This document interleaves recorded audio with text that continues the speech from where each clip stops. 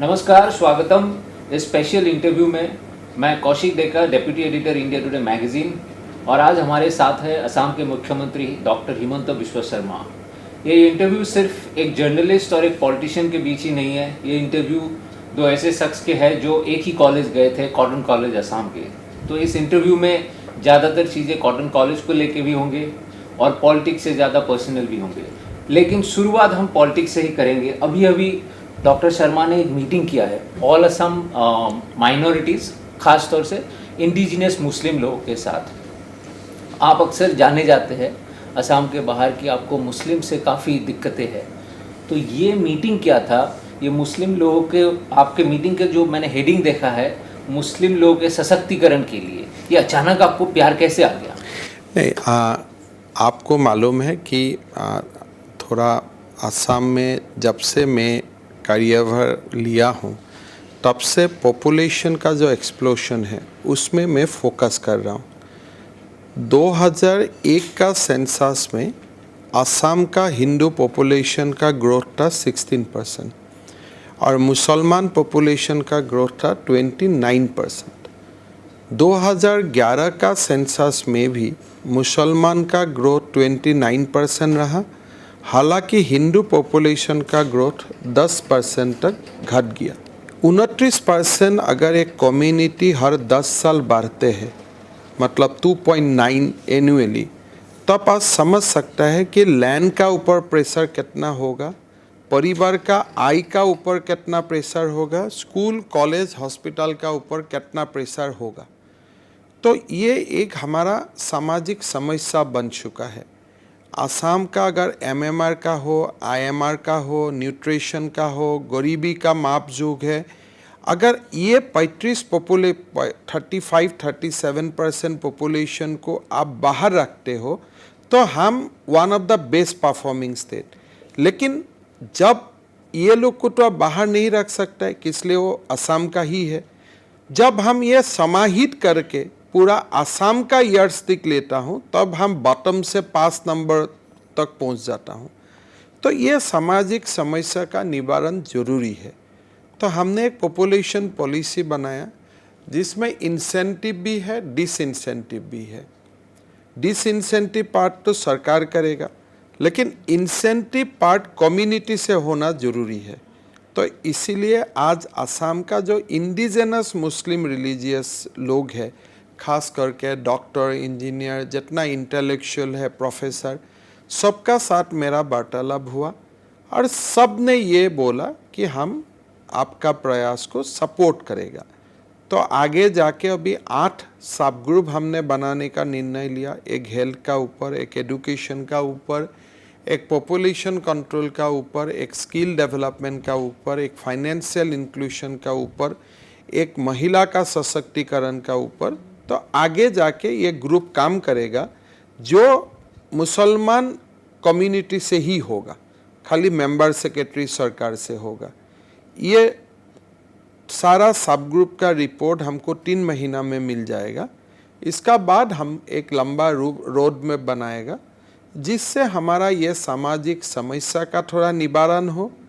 और ऑब्वियसली अगर इस प्रोसेस में मुसलमान लोगों का सशक्तिकरण होता है उसमें तो हम लोग सब वेलकम करता हूँ, उसमें तो हमको अच्छा ही लगेगा। एक तरह से आप क्या ये बोलने की कोशिश कर रहे हैं कि असम जो नीति आयोग के इंडेक्स में सबसे नीचे पाया गया है, इसके जिम्मेदार मुसलमान लोग ही है? क्योंकि आप इलेक्शन से पहले कहते हो कि मुझे मियाँ का वोट नहीं चाहिए। आप जब यहाँ पे कहीं रेप होता है, कुछ होता है, अगर उनमें क्रिमिनल, किसी डॉक्टर की पिटाई हो जाते हैं, अगर वो जो एक्यूज्ड है वो एक्यूज्ड है, अभी तक क्रिमिनल नहीं, उनके आप नाम ट्विटर पे दे देते हो, कहीं ना कहीं आप तो मुसलमान ग्रुप को विलीफाई कर रहे हो।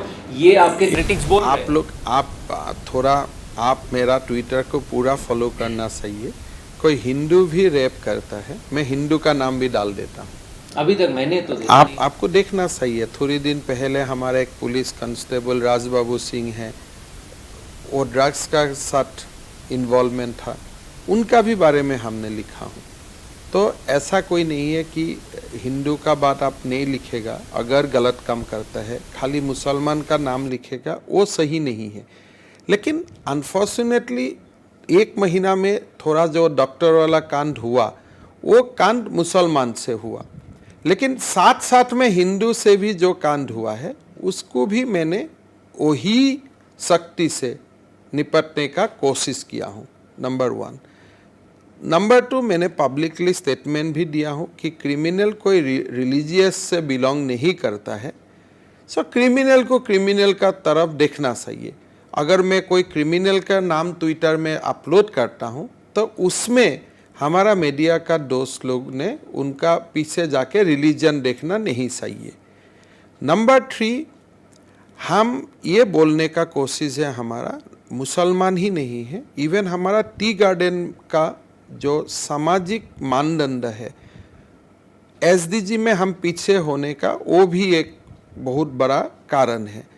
तो मुसलमान जिम्मेदार नहीं है, टी गार्डन जिम्मेदार नहीं है, लेकिन मुसलमान का बीच में जो प्रॉब्लम है, दरिद्रता होगा, गरीबीपन होगा, थोड़ा सा आप बोल सकता है कि जो एक रिलीजियस एक्सट्रीमिज्म होगा, कारण जिम्मेदार है, आदमी जिम्मेदार नहीं है, रिलीजन जिम्मेदार नहीं है। ये आपने बहुत महत्वपूर्ण बात बोली है। अब वापस जाते हैं आपके बचपन तक, आपके पॉलिटिकल जर्नी पर। आप तो एक तरह से अभिमन्यु जैसे है, जैसे कि माँ के पेट में ही सब कुछ सीख के आए। 10 साल की उम्र में पॉलिटिक्स में कौन जाता है, कौन आंदोलन करता है? क्या था कि आप 10 साल की उम्र में खेलने कूदने के समय में आप सड़क पे नारा लगा रहे थे, पॉलिटिक्स कर रहे थे? ये क्या चक्कर था?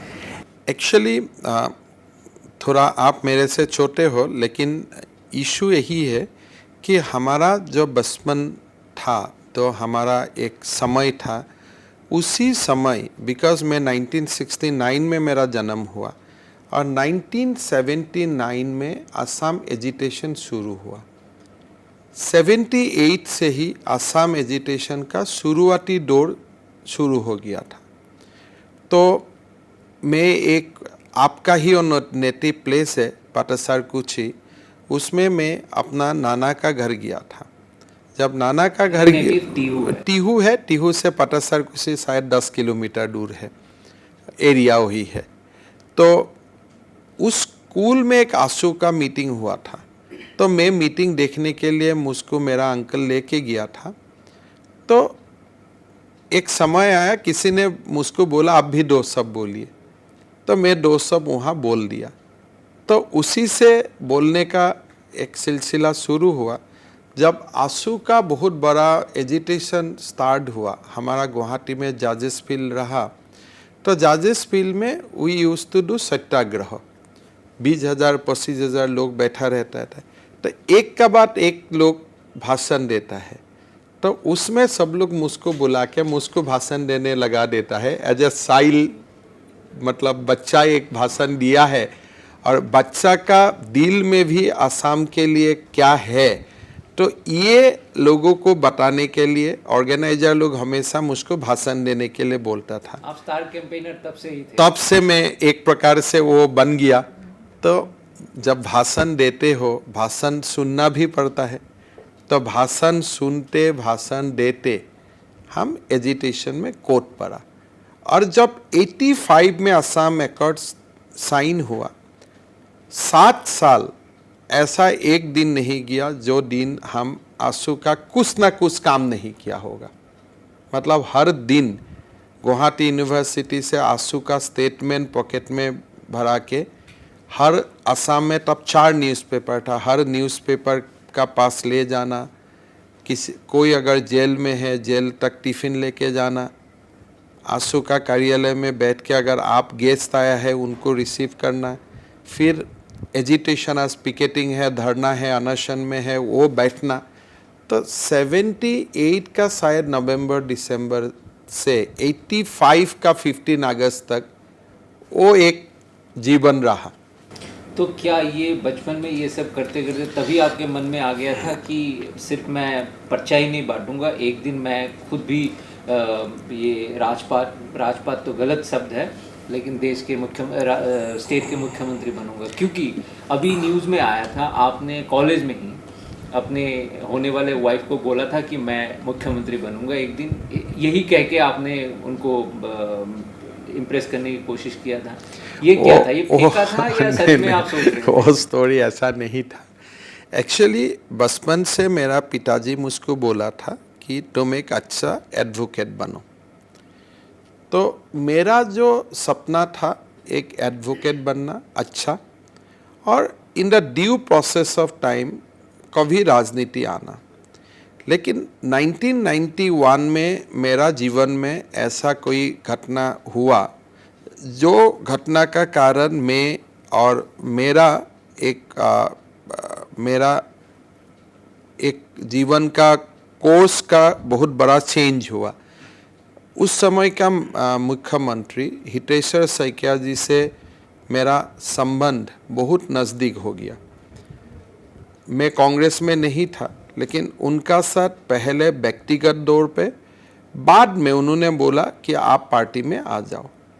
तो उसी से मेरा पॉलिटिकल लाइफ शुरू हुआ 1992 से। मैं सामाजिक जीवन में था, मैं आंदोलन में था, लेकिन मेरा सपना हमेशा एक अच्छा वकील बनना ही था। मुख्यमंत्री बनूंगा, ये बीबी को ऐसे वो हुआ क्या, वो भी जब मैंने पहला चुनाव का जो प्रिपरेशन हुआ, मैंने पहला चुनाव 27 साल में लड़ा। तो 23 साल में 26 साल में I think I fought first election in 1996। Around 1993 तब घर से भी प्रेशर था, खास करके उनका घर से, कि शादी कर लो। वो क्या करता है, वो तो वकील बनना था, अभी तो कॉन्स्टिट्यूएंसी में घूम रहा है, तो उनका फ्यूचर क्या है। और मेरा बीवी का घर में थोड़ा उनके लिए चिंता था। तो मुझको पूछा कि मैं क्या बताऊं घर में। मैं बोला देखो, मैं तो अभी ट्रेनिंग ही कर रहा हूं, चुनाव भी जीतूंगा, मंत्री भी बनूंगा और मुख्यमंत्री भी बनूंगा, तो घर में इतना तो जाके बता दो। मुझे तो एक बात का शक है, क्योंकि आप थोड़ा बहुत एस्ट्रोलॉजी भी करते हैं, थोड़ा बहुत जानकारी है। 2009 में, ये शायद किसी को पता नहीं, प्राइवेटली आपने एक प्रेडिक्शन किया था मेरे सामने। आप खुद के बारे में नहीं, एक दूसरे पॉलिटिशियन के बारे में जो आज जाके प्रधानमंत्री बन के बैठा हुआ है, नरेंद्र मोदी जी के बारे में आपने 2009 में ही प्रेडिक्ट कर दिया था। ये क्या था? ये एस्ट्रोलॉजी था या आप कुछ और सोच के? देखिए, मैं पॉलिटिक्स बहुत क्लोजली ऑब्जर्व करता हूँ। 2009 में मैं कांग्रेस में था और 2014 इलेक्शन में मैं मोदी जी को, बिकॉज मैं कांग्रेस में था तो मैं अपोजिट कैंप में भी था। लेकिन जब 2009 में मोदी जी सेकेंड टाइम, मेरा जितना मैं रिकलेक्ट करता हूँ, सेकेंड टाइम गुजरात का सीएम बना था, उसी समय मेरा एक पॉलिटिकल रीडिंग में किया था कि गुजरात में उस समय जो अपोजिशन था उसका बीच में ही जब वो दूसरा बार जीता, तो मेरा लगा है कि अभी मोदी जी का जर्नी अनस्टॉपेबल है। तो एक वो पॉलिटिकल आकलन था, वो कोई ज्योतिष नहीं था, पॉलिटिकल आकलन था। जो भी है, मैं इसके बाद आपके साथ अलग से बैठूंगा, क्योंकि 2 बड़े प्रेडिक्शंस आपके सही है। बचपन में आपने और एक काम किया था, एक्टिंग किया था। आप वो हाथी के ऊपर बैठ के, अभी भी हाथी के ऊपर ही बैठे हुए, एजीपी के साथ आप सरकार बना रहे, ये छोड़ क्यों दिया आपने? नहीं, मेरा जो रुचि था डिबेटिंग में, मैं कॉटन कॉलेज का ओर से डिबेट करता था। हालांकि मैं स्कूल से ही मैं डिबेट करता था, कॉलेज में वो डिबेट का सिलसिला जारी रहा। और गुवाहाटी यूनिवर्सिटी का यूथ फेस्टिवल हो या कॉटन कॉलेज का कंपटीशन हो या सारा असम का कॉलेज का कंपटीशन हो, मैं एक अच्छा डिबेटर का हिसाब से मेरा उस समय नाम था। डिबेट का साथ साथ मैं पोएट्री को रिसाइट करके मुझको बहुत अच्छा लगता है। वो स्किल मेरा पिताजी ने मुझको सिखाया था। साथ साथ में मैं ड्रामा भी करता था, ऑल इंडिया रेडियो में ड्रामा करना, एक फिल्म भी करने का मौका मिला और स्टेज में भी मैं काफ़ी ड्रामा कर चुका हूँ। तो ये सब हॉबी साथ में चलते रहा। लेकिन जब चुनाव में चला गया 1992 में, मैंने जैसे बोला लाइफ का ट्रांसफॉर्मेशन हो गया, उसी से वो एक्स्ट्रा करिकुलर सारा जो लाइन था थोड़ा दब गया। लेकिन अभी भी मैं चुनाव में जो सभा करने जाता हूँ, कोई ना कोई एक रिलेवेंट सिचुएशन का ऊपर एक पोएट्री कंपोज करके इसको रिसाइट करना एक मेरा भाषण का एक कंपोनेंट है और वो कंपोनेंट अभी भी है। लेकिन कौन सा काम टफ है, नेता का या अभिनेता का? अभिनेता को नेता का एक्टिंग करना पड़ता है और नेता को रियल लाइफ में काम करना पड़ता है। मेरा अपना माने एडवोकेट में प्रोफेशन में था 10 साल। भारत में नेता बनने का या मंत्री बनने का, एमएलए बनने के लिए जो साधना करना पड़ता है और बनने का बाद हर दिन जो कष्ट करना पड़ता है, मेरा हिसाब से ये बहुत ही टफ जॉब है, बहुत ही टफ काम है। तो ये इस लाइन में रहना और समाज के लिए काम करना और ये जो समाज व्यवस्था है उसमें आपको टिकते रहना, ये बहुत टफ काम है। लेकिन आप पॉलिटिक्स में रह के नेता होके अभिनय करते हैं, मतलब पॉलिटिक्स में ज़रूरी नहीं होता है? नहीं, देखिए एक समय अलग बात है। नेता बहुत नेता को मैंने देखा हूँ अभिनय करने का, लेकिन मेरा जो अपना अनुभव है, नेता को अभिनय नहीं करके अपना लाइफ को पूरा ट्रांसपेरेंट रखने से आपको प्रीमियम ज़्यादा मिलता है। जैसे अगर आप किसी से कैजुअली आप बात करता है, कैमरा देखने से भी आप कैजुअली ही बात करो, आजकल लोगों को वो पसंद है। जैसे ये जो होता है ना आजकल टीवी बिग हाउस जैसा करता है कि बिग बॉस जैसा होता है, तो आप जैसा हो ऐसा ही हो। तो मेरा अनुभव है, आप अभी लोग ड्रामा करने से, लोग यंग जनरेशन इतना स्मार्ट हो गया, 1 मिनट में बोल देता है ये बेटा ड्रामा कर रहा है। तो इससे अच्छा है आप जैसा हो ऐसा ही आप लोगों का सामने आओ, तो शायद लोग आपको ज़्यादा अप्रिशिएट करेगा। ये मेरा अपना व्यू है। एक बात बताइए, आपके पास लॉ का डिग्री है, आपने पॉलिटिक्स में ऑनर्स मास्टर्स किया है, उसके बाद आपने पीएचडी भी किया है, पॉलिटिक्स में आप सफल हो, मुख्यमंत्री तक बन गए, चक्कर क्या है ये? आप किताब भी लिख चुके हो, 4 किताब। आप क्या चाहते हो कि सारे प्रोफेशन आप ही समेट लोगे, दूसरों के लिए कुछ? नहीं, अभी तो वकालती में दूसरा के लिए छोड़ दिया हूँ। मैं ऐसे पीएचडी करना, डिग्री लेना, ये तो किसी का रास्ता में रुकावट नहीं है। तो एक ही होगा कि मैं अपना कॉन्स्टिट्यूंसी में एमएलए हूँ तो दूसरा वहाँ एमएलए नहीं बन सकता है, या मैं आज एक मंत्री का कुर्सी में था, 1 शेयर कम से कम मैं ऑक्यूपाई करके रखा हूँ, या सीएम का शेयर आज ऑक्यूपाई करके रखता हूँ। लेकिन मेरा हिसाब से आपका सामने जो लोग दिखाई देता है, जो आपसे ज़्यादा कुछ कर पाएगा, आपको छोड़ देना चाहिए उनके लिए। तो कल अगर कोई ऐसा शख्स आएगा जो आपको लगेगा कि आपसे बेहतर मुख्यमंत्री बन जाए, तो आप एक मिनट बिना प्रश्न करते हुए, अगर आपको लगे कि ये व्यक्ति आपसे एफिशिएंट है और आसाम के लिए वो अच्छा ज़्यादा करेगा आपसे या मुझसे, मेरा ये मानना है कि आपको तुरंत छोड़ देना चाहिए। वो भी एक बहुत बड़ा नेता का, वही भी एक अपना ताकत है। लेने के लिए जितना आपको ताकत चाहिए, छोड़ने के लिए आपको ज़्यादा ताकत चाहिए।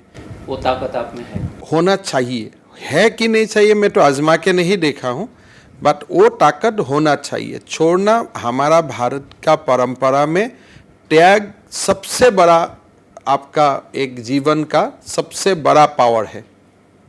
अगर मेरा पास है कि नहीं मैंने आजमा के नहीं देखा हूँ, किसलिए मेरा तो यह कुर्सी 1 महीना हुआ है, तो अभी तो आप इसको लेके मत जाइए, थोड़ा दिन रहने दीजिए। अभी कोई संकट नहीं है आपके कुर्सी में। लेकिन जब वो इलेक्शन हो रहे थे, कई सारे बातों में ये बात दब गया था, लेकिन मैंने कई बार सुना था, आप बोल रहे थे कि मैं बाइक दूंगा लड़कों को, वो वहाँ तक ठीक था। फिर बोले बाइक में लेकिन वो चीज़ मत बिठाना, सिर्फ अपने माँ और बहन को। ये क्या चक्कर है? ये असम में ऐसे बातें होते नहीं थे पहले।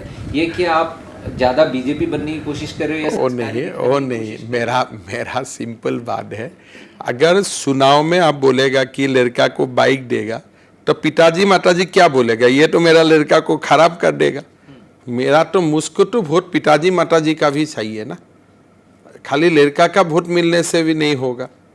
तो इसीलिए माता जी को तो बोलना सही है ना कि आपका बेटा को मैं जरूर बाइक दूंगा, लेकिन आपका बाइक का इस्तेमाल खराब नहीं होगा, या जो भी है एकेडमिक पर्पस के लिए ही इस्तेमाल होगा, कॉलेज जाना कॉलेज में आना। तो मुझको तो दोनों वर्ग का वोट सही है ना, तो आपको बैलेंस करके बोलना पड़ेगा। और साथ करके लड़के लोग भी मेरा ऊपर नाराज नहीं होगा, इसलिए मैं लड़की को भी स्कूटी दे रहा हूँ। तो आप पिताजी को भी खुश करो, माँ को भी खुश करो, लड़की भी खुश करो, लड़का को भी खुश करो।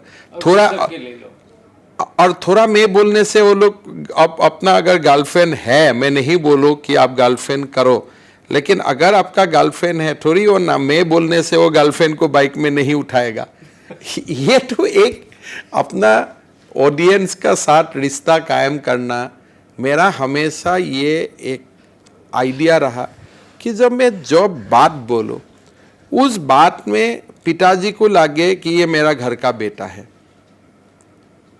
छोटा भाई को लगे कि ये मेरा बड़ा भाई है, बड़ा भाई को लगे ये मेरा छोटा भाई है। तो ये जो एक कन्वर्सेशन होता है स्पीच में, सारा मकसद यही है कि सब लोग का दिल में आपके लिए एक अपनापन हो। इससे पता चलता है नेता को अच्छा अभिनेता बनना भी बहुत जरूरी है। वो अभिनेता नहीं है। अब आपके शासन पे आते हैं।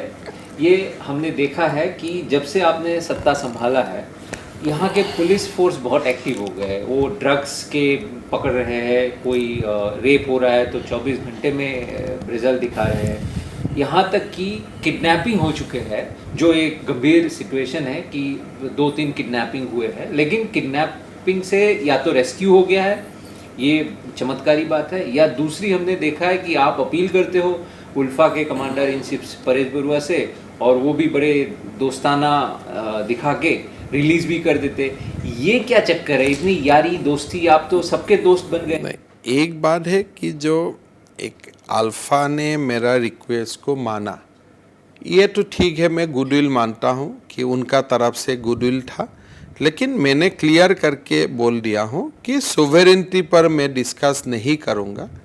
आपका गुडविल स्वीकार्य है, वी वेलकम योर गुडविल, लेकिन मैं मेरा फंडामेंटल जो प्रॉमिस है, ओथ है, जिसका सहारे में जो ओथ को लेते हुए मैं कुर्सी में बैठा हूँ, I will not compromise with the sovereignty of the country. तो एक गुडविल था, हमने वेलकम किया। लेकिन जहाँ तक क्रिमिनल को पकड़ना है, Assam police is a very efficient force. They have tackled Alpha agitation, they have taken Bodo militancy, they have taken Karbi militancy, all at a time. So I always believe कि Assam police का अंदर में वो क्षमता है, ये मैंने नहीं बनाया, फंडामेंटली वो क्षमता का वो लोग अधिकारी है। तो मैंने उनको बोला कि आप अधिकार को इस्तेमाल कीजिए। हमने कुछ चेंजेस किया पुलिस का नियुक्ति में, खास करके एसपी, एडिशनल एसपी, डीएसपी, ओसी, वो सब नियुक्ति में मैं मेरा मंत्री और एमएलए लोगों को अपील किया कि कोई नाम रिकमेंड मत कीजिए, let DGP do it, let his team do it, but accountability भी उन्हीं को ही लेना पड़ेगा। जो मैंने शुरू किया, मैंने पुलिस हेडक्वार्टर में गया, सबको एड्रेस किया, मैंने बोला देखो आज से एसपी आप पोस्टिंग करेगा, आज से थानेदार आप पोस्ट करेगा, लेकिन आपका इलाका में कोई क्राइम नहीं होना चाहिए। अगर होता है उसको पकड़ने का जिम्मेदारी आपका है। And by the grace of God things are moving in right direction. तो आप सरकार में 2004 से हैं और बीजेपी सरकार में भी थे आप। ये पुलिस फोर्स, यही पुलिस फोर्स जो कुछ नहीं कर पा रहे थे, पूरे असम में ड्रग्स फैल गए, अचानक रोज ड्रग्स ओवरऑल हो रहे हैं। देखिए ये चमत्कार क्या है? ये इस तरह से आप तो ये कह रहे हो कि ये पुलिस फोर्स जानबूझ के नकारा निकम्मा थे। देखो लगभग ड्रग्स का बरामदी आगे भी हुआ है। ऐसा नहीं है कि हमने लास्ट ईयर एक बहुत बड़ा ड्रग्स का रैकेट को भी असम पुलिस ने अनर्थ किया है, लेकिन ये बढ़ चुका था। अभी ये मेरा सरकार का दिन में बढ़ा, कब बढ़ा, कैसे बढ़ा, मैं पोस्टमार्टम नहीं करूँगा, लेकिन ये हकीकत है कि असम फॉर्म ए कॉरिडोर। पहला यही था कि म्यांमार से ड्रग्स आते हैं और असम होते हुए मेनलैंड चला जाता है, लेकिन over the years from corridor we have become a consuming state. उसको रुकवाना जरूरी था।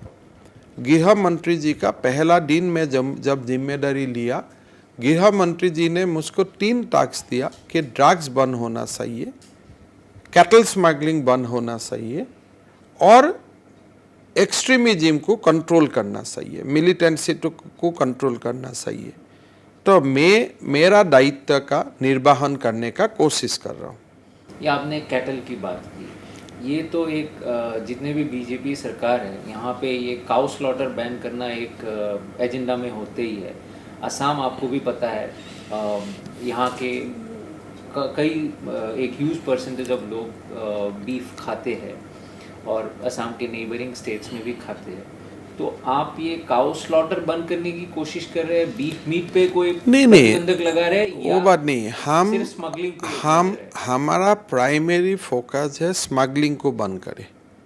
अगर कल भारत सरकार बोलते हैं हम एक्सपोर्ट करते हैं ऑफिशियली, मेरा कोई इश्यू नहीं है, लेकिन as long as it is illegal, खान पान में कोई रोक नहीं। 2 बात है, एक है as long as it is illegal it should not happen, number 1। Smuggling का बात, खान पान का बात यही है कि आप मुसलमान एरिया में पोर्क को लेके मत जाइए, हिंदू इलाका में आप बीफ को लेके मत आइए। सेंसिटिविटी का ध्यान, तो सेंसिटिविटी का ध्यान रखिए। रीजनेबल रेस्ट्रिक्शन हम लोग लाने जा रहा हूँ अगले महीना में। रीजनेबल रेस्ट्रिक्शन मीन्स जो एरिया इलाका में सब्सटेंशियल हिंदू पॉपुलेशन है वहाँ में आप बीफ का दुकान मत खोलो। लेकिन ऐसे भी हो सकता है एक इलाके में आपका 50 घर मुस्लिम हिंदू है और 2 घर मुस्लिम है, उसमें लग जाएंगे, तो हाँ उसमें वो 2 घर को हिंदू का सेंसिटिविटी को रेस्पेक्ट करना पड़ेगा। लेकिन ये तो आखिर तो खान पान में रेस्ट्रिक्शन इतना तो भारत का संविधान आपको इजाजत देता है। खान पान काऊ का जो खान पान है दूसरा खान पान का साथ आप मिला नहीं सकता है। भारत का संविधान में क्लॉज है डायरेक्टिव प्रिंसिपल में, तो दूसरा खान पान का साथ गो का खान पान को आप मिक्स नहीं कर सकते। और आप तय कैसे करेंगे कौन से एरिया में? तो वो हमारा डीसी रेगुलेट करेगा, वेटनरी ऑफिसर रेगुलेट करेगा। तो हमने क्लियरली कानून में है, उसका डेफिनेशन है, उसका रीजनेबल रेस्ट्रिक्शन है। लेकिन उसी समय में अगर आप एक मुसलमान जगह में 2 हिंदू है, वो 2 हिंदू को भी पोर्क को भी नहीं खाना चाहिए। तो आप एश्योर कर सकते हो कि आगे ये रीजनेबल रेस्ट्रिक्शंस बढ़ के कोई परमानेंट बैन ना हो जाए बीफ? नहीं, बैन होने का सवाल नहीं है। असम में वो रेस्ट्रिक्शन पहले से है ही। गोपीनाथ बोरदोलोई जी ने 52 में ये रेस्ट्रिक्शन लाया था। तो अभी थोड़ा सा समय का अनुसार, परिवर्तित समय का अनुसार इसको थोड़ा हम लोग अप टू डेट करेगा। लेकिन आप कृपा करके खान पान का साथ, मोमो का साथ बीफ को मिक्स मत कीजिए। ये थोड़ा, भारत का संविधान मोमो खाने का पूरा अधिकार आपको देता है, लेकिन जहाँ तक बीफ का बात है, सेंसिटिविटी एंड ग्रेजुअली तो पोर्क मोमो भी बंद हो जाएगा कई जगहों। पोर्क मोमो भी बंद होना चाहिए, मुसलमान इलाका में नहीं होना चाहिए। आई एम फॉर, उस सब में हम कम्युनलिज्म नहीं करता हूँ। अगर if you are respecting Hindu sensitivity, respect Muslim sensitivity also. अभी मैंने देखा है आपके पिछले 1-1.5 महीने के शासन में कई बार आपने सर्बानंद सोनोवाल जी की बहुत प्रशंसा की है, उनके शासनकाल की, उनके गाइडेंस की, उनकी आपके मंत्रीगण भी उनके पास जाते हैं, इतने तारीफ कर रहे। वो अगर इतने ही अच्छे थे तो उनके कुर्सी पे आप क्यों बैठ गए? देखिए, पहला बात, सर्बानंद सोनोवाल जी का शासनकाल को जो मैं प्रशंसा करता हूँ, और प्रशंसा का भी मैं भी पात्र बन जाता हूँ, इसलिए वो मंत्रिमंडल में मैं था और मैं हूँ। जहाँ तक मुख्यमंत्री का सवाल है, ये कॉल सेंट्रल लीडरशिप को लेना था। हम लोग दोनों का बीच में आपस में एक भाईचारा का संबंध है। तो मुख्यमंत्री का निर्णय सेंट्रल लीडरशिप को लेना था, वो लोग लिया। लेकिन जहाँ तक मेरा व्यक्तिगत संपर्क है, जहाँ तक उसका जब सरकार सोनोवाल जी का नेतृत्व में चला था, उस समय जो अच्छा काम हुआ था उसको बोलने में आपको कोई कंजूसी नहीं करना चाहिए, इसलिए वो भी तो बीजेपी का ही सरकार था। और जो अच्छा नहीं हुआ आप बोलेंगे? और क्यों नहीं बोला है? अच्छा जो नहीं हुआ मैं भाषण में ही बोलता हूँ कि इतना काम हम कर नहीं पाया, बिकॉज उस सरकार में भी एंकोरिंग का काम तो मेरा ही पास था। एज ए जब फाइनेंस मिनिस्टर था, बजट देने का बात था, असेंबली में रिप्लाई देने का बात था, तो मैं सोनोवाल जी का सामने ही बोलता था, देखिए ये 5 साल में हम लोग को एनआरसी को रिजॉल्व करना था, नहीं हो पाया। हमको ये काम करना था, नहीं हो पाया। लेकिन ये 2 नहीं हो पाया, लेकिन 10 हमने किया। तो ये तो एक अपना सरकार हो, अपना परिवार हो, एक अपना अंदर में तो हमारा शॉर्टकमिंग्स, मेरिट्स, डीमेरिट्स का ऊपर तो चर्चा होना ही चाहिए। इशारे इशारे में आपने बोल दिया कि सोनोवाल जी आपसे बेहतर नहीं है जिनको आप कुर्सी दे सकते हो, जो अभी थोड़ी देर नहीं, पहले वो बात नहीं है। आप जो बोलता है कि central leadership has decided for the time being कि मुझको चीफ मिनिस्टर बनना चाहिए, लेकिन वही सेंट्रल लीडरशिप का कल वो भी अधिकार है बोलने का कि हिमंत जी हो गया आपका, अभी आप थोड़ा साइड स्टेप कर दीजिए दूसरा को लिए। तो we are here at the pleasure of the parliamentary board. तो पार्लियामेंट्री बोर्ड का कल दूसरा भी पार्लियामेंट्री बोर्ड निर्णय कर सकता है। तो इसलिए मुझको ये कुर्सी दिया, मतलब कोई मुझको परमानेंट ठेका नहीं दिया है। तो I am also on notice. कल मुझको भी बोल सकता है कि हिमंत जी कल से आप पार्टी का काम करो। सब प्रोबेशन में है और होना चाहिए बस।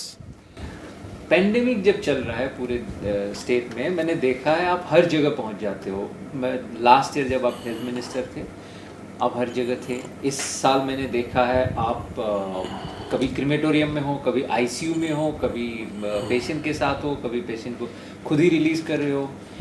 ये बात बताइए, आप क्या कैमरा पर्सन को भी सोने नहीं देते हो? आप तो खुद घूम रहे होते हो। नहीं, मैं सोचता रहता हूँ ये कैमरा पर्सन आपके साथ मैं तो कैमरा लोगों को बहुत मना करता हूँ, इसलिए मेरा टीवी में आने का, कैमरा में आने का बहुत शौक नहीं है और मेरा तो झगड़ा ही लग जाता है, इसलिए मैं ये बहुत ज़्यादा इंटरव्यू देना नहीं चाहता हूँ। लेकिन हाँ, आप ये थोड़ा सा जो भी बोल सकता है, जहाँ भी जाता हूँ थोड़ा फेसबुक कर देता हूँ, इसलिए लोगों को मन में होना चाहिए कि आपका रिप्रेजेंटेटिव क्या कर रहा है। अगर वहाँ से कैमरा उठाता है तो वो मैं नहीं बोल सकता। नहीं कि मैं, आप दिखाना चाहते हो कि मैं काम कर रहा हूँ जी? नहीं, जरूर काम कर रहा हूँ, वो दिखाना चाहिए ना, तभी तो पब्लिक रिप्रेजेंटेटिव ले। तो अगर पब्लिक को लगे कि मेरा लीडर सो रहा है, जब मेरा पिताजी हॉस्पिटल में मर रहा है, जब हॉस्पिटल में ऑक्सीजन नहीं है, उस समय मेरा लीडर घर में परिवार का साथ है, वो तो होना नहीं चाहिए। असम के बाहर शायद बहुत लोगों को पता नहीं है, आपने अभी बोला, आपको आप बोलते हो कि कैमरा के लोग आना नहीं चाहिए, लेकिन ये पता नहीं कि आपके पत्नी एक न्यूज़ चैनल के अधिकारी है और आप एक अखबार भी चलाते हैं, मैगजीन्स भी है। ये इरादा क्या है? लॉ के डिग्री भी है, हमारे पेट में लात मारने की तैयारी है? मेरा पत्नी एक औद्योगिक परिवार से है, तो उनको कुछ काम करना था तो वो काम किया है। तो मैं किताब आया था, संपादक ने लिखा था आपके चैनल के कि आपको बहुत बढ़िया अंडरस्टैंडिंग है पूरे ब्रॉडकास्ट इंडस्ट्री के, टीवी इंडस्ट्री के, टीआरपी से लेके कौन सी चीज़ लोगों को भाते हैं। एक्चुअली बीच में मैं अनएम्प्लॉयड हो गया था। तरुण गोगोई जी का जब मंत्रिमंडल से मैंने इस्तीफा दिया और जब तक बीजेपी ज्वाइन नहीं किया, उस 1 साल किसलिए मैं बिजी रहता हूँ, सडनली मेरा पास काम कम हो गया था।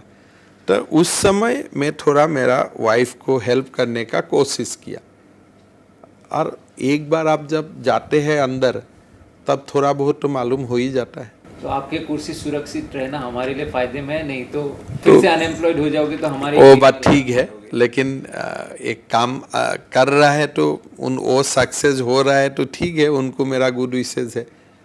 आपने अभी सीएमओ जो आपके ऑफिस है 24/7 कर दिया है कि अब कभी बंद ही नहीं होगा। ये मोदी जी ने नारा लगाया था, ना खाऊंगा ना खाने दूंगा। आप क्या ये नारा लगाना चाहते हो, ना सोऊंगा ना सोने दूंगा? नहीं, देखिए क्या है, असम में फ्लड होता है, फ्लड का तो समय नहीं होता है। कोविड का समय तो नहीं होता है, तो night also play a very significant role. कभी कभी एक रात में आपका तंत्र सो जाने से बहुत बड़ा काम हो सकता है।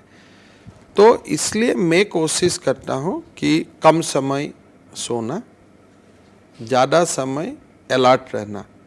लेकिन ह्यूमन हिसाब से तो आपको 6-7 घंटा तो सोना पड़ता है, 5-6 घंटा जो भी है। उस समय भी कम से कम मेरा कार्यालय में फ़ोन को रिसीव किया जाए, रिप्लाई हो जाए, कुछ डॉक्यूमेंट आ गया तो मेरा पास पहुंचाया जाए। तो एक बेसिक जो काम है वो चलते रहे। दूसरा मेरा एक आदत है, अगर मैं तोड़ से आता हूँ, रात 12 बजे भी पहुँच जाता हूँ, मैं ऑफिस में आके पेंडिंग वर्क डिस्पोज करने का कोशिश करता हूँ। ये कहाँ है? बहुत सारे आईएएस ऑफिसर ने बोला है आप 2-1 बजे तक जाके रखते हो। नहीं, वो ज़रूरत है, होता है कि इसलिए मैं 3 दिन नहीं हूँ, तो आके एक बार डिस्पोज कर दिया, आपको नींद भी शांति से आएगा। तो इसीलिए एक स्केलेटन स्टाफ, ऐसा नहीं है कि पूरा सीएमओ 24 आवर्स रहता है, लेकिन एक स्केलेटन स्टाफ काम करते रहता है। लेकिन मकसद क्या है? मतलब ये हो सकता है कि रात को कोई प्रॉब्लम हो गया, क्योंकि मैंने एक नोटिस किया है, आपने हर वक्त आपको कोई ट्वीट करता है कि मैं इस सड़क से उस सड़क तक नहीं जा पा रहा हूँ, आप किसी ऑफिसर को अपॉइंट कर देते हो कि ये काम निपटा दो। किसी का हॉस्पिटल में एडमिशन नहीं हो रहा है, किसी का स्कूल में नहीं हो रहा है, कोई दुकान में जाके कोई तकलीफ हो रहा है, सब आपको ट्वीट करते हैं और आप ट्वीट का जवाब भी दे देते हो। ये आपका फ़ोन एडिक्शन है या काम करने का ऐसा ही स्टाइल है? नहीं, हमारा सीएमओ में हमने काम को बांट लिया हो। पीपल इन डिस्ट्रेस, उसको मदद करना। एक डिस्ट्रेस है परमानेंट कि मेरा पिताजी का कैंसर हो रहा है, इलाज चल रहा है, ये थोड़ा डिस्ट्रेस है, लेकिन by this time family has adopted that distress. लेकिन तुरंत मेरा बीवी का अभी डिलीवरी का समय है, एम्बुलेंस मुझको नहीं मिल रहा है, तो somebody should help her or him in distress।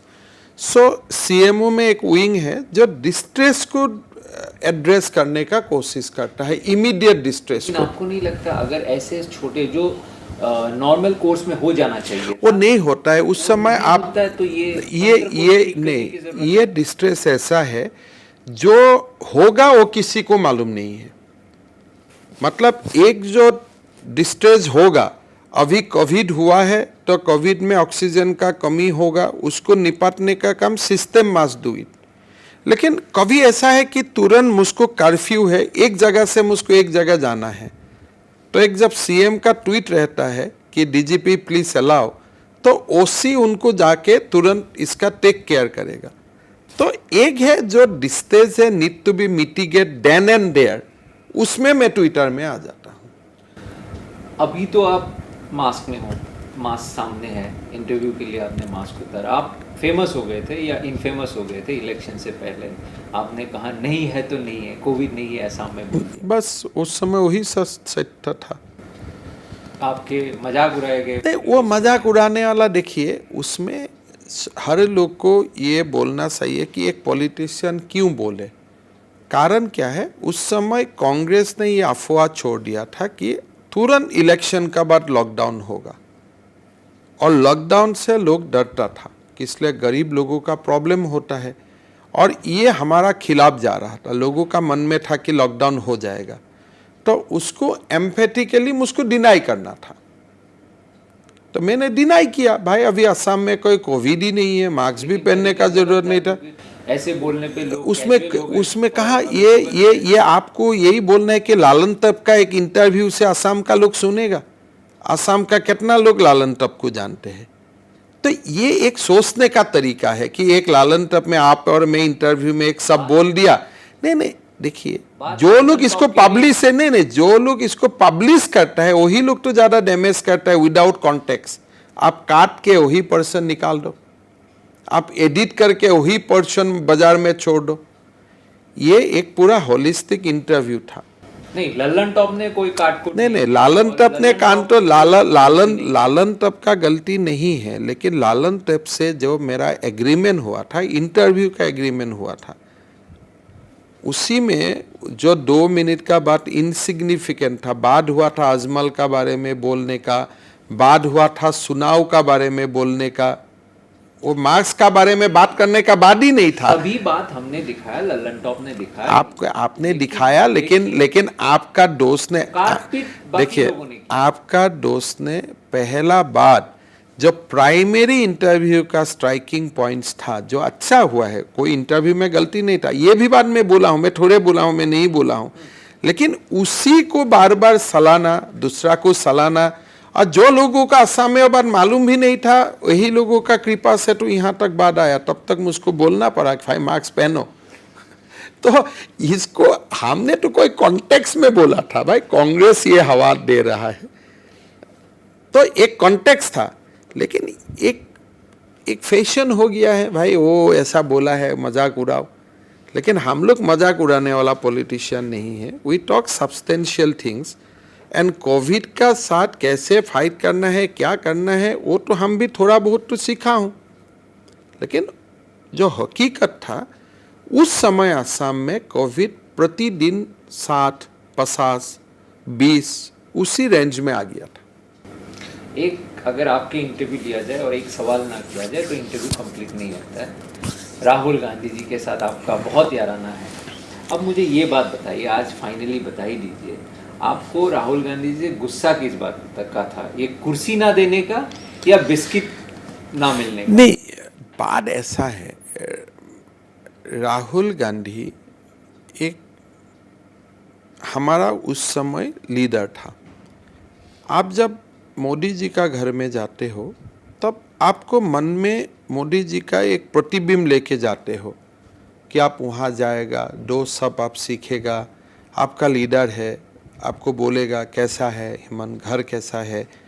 तो आप अभी मेरा पास आया है, एक तो एक्सपेक्टेशन लेके आया है कि एक साथ कॉलेज में पढ़ता था या एक ही कॉलेज का था, तब बाद में तो कुछ पर्सनल वार्म होगा। ऐसे आने से कौन है आप, कहाँ से है, इंडिया टुडे में कैसा है, कौन है, तो आप ये तो आपका मन में तो एक्सपेक्टेशन है कि मेरा खिलाफ भी लिखे, फॉर भी लिखे, जो भी लिखे, लेकिन आने से कौशिक कैसा है ये कम से कम मैं खबर करूँगा, या मैं भी वो एक्सपेक्टेशन आपसे रखूँगा जब आपका कार्यालय में मैं जाऊँगा। तो राहुल गांधी में वो पर्सनल वार्मथ नहीं था। मैं आपको बहुत दिन पहले इंटरव्यू दिया था कि एक फ्यूडियल रिलेशनशिप में वो बिलीव करता है। तो primary objection is on that. कुत्ता उत्ता तो बात का बात है, but primary objection is that you cannot run A party, more particularly in a democracy where you believe in master servant relationship या फिडुअल रिलेशनशिप। यही बात है, व्यक्ति का ऊपर कोई गुस्सा नहीं है, होना भी नहीं चाहिए। और अगर आज राहुल गांधी चेंज हो जाता है and he start respecting his cadres, ordinary party workers like me at that point of time, I will be happy. हर व्यक्ति का जीवन में संस्कार होना चाहिए, लेकिन जब पेपर मीडिया बोलता है ना अभी चेंज हो गया, अभी चेंज हो गया, वो नहीं, हृदय से परिवर्तन होने से वो भी अच्छा है। तो मेरा ऑब्जेक्शन उसी में ही था, कोई व्यक्ति का ऊपर नहीं था। अब एज ए चीफ मिनिस्टर आप असम के लोगों को और भारत के लोगों को भी ये बताइए कि आप आने वाले 4 साल में, 5 साल में क्या ऐसा खास करेंगे, 2 या 3 चीज़ जिससे आपको लगता है कि पूरे असम के पॉलिटिकल, इकोनॉमिक, सोशल जो स्ट्रक्चर और सिनेरियो है बदल जाएंगे? देखिए, असम ड्रीम है टॉप 5 में ले। असम एक टॉप स्टेट है, इसमें हमारा पास बहुत फॉल्ट लाइन है।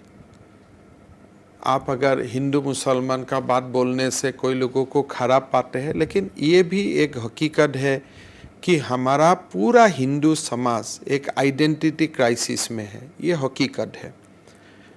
कोई जगह में पॉवर्टी है। फिर एक असम में एक बहुत बड़ा एलिमेंट है जो सोविनिस्ट आइडियोलॉजी में बिलीव करता है। फिर वही सोविनिज्म को जाते जाते बहुत एक, मैं क्वांटिफाई नहीं करूँगा, लेकिन असम का अंदर एक वर्ग भी है जो जिसको चाहिए कि नहीं असम इंडिपेंडेंट कंट्री भी होना चाहिए। असम में कनेक्टिविटी का प्रॉब्लम है, लिमिटेड रिसोर्स का इशू है। मैं अभी तो मेरा पास कोई टैक्सेशन पावर नहीं है, मैं उसको रिसोर्स कहाँ से मिलेगा, ये एक प्रॉब्लम है। लेकिन प्रॉस्पेक्ट यही है कि असम में नेचुरल रिसोर्सेज है। असम का नया जो पीढ़ी है बहुत ही एडुकेटेड और होशियार है, लोग सिंपल है, लोग कोई अच्छा काम करे तो लोग इसको स्पेस देता है। तो ये चैलेंजेस एंड अपॉर्चुनिटीज उसका बीच में काम करते हुए आसाम को देश का एक कंट्रीब्यूटर स्टेट का हिसाब से हर टाइम आप देश का ये पैरामीटर है, आप नीचे है, देश आपको खिला रहा है, देश से आप नीचे है। शिक्षा में अगर लिटरेसी 42% है, आसाम इज 30%। तो जो देश का बोझ मत बनो, देश का आप संपदा बने।